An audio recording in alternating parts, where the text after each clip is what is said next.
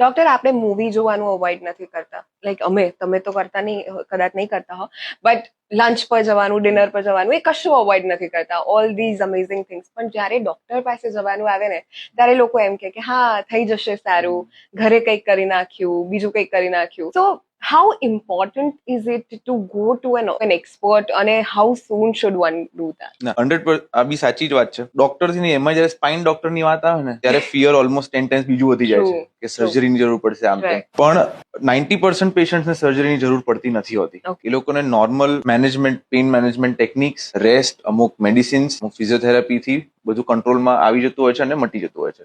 Only 10% patient અમારા જેને સર્જરીની જરૂર પડે. જેટલું વહેલું આપણે ડાયગ્નોસિસ થાય, નિદાન થાય, અને જેટલું વહેલું એનો આપણે ટ્રીટમેન્ટ થાય, એટલી રિકવરી બેટર.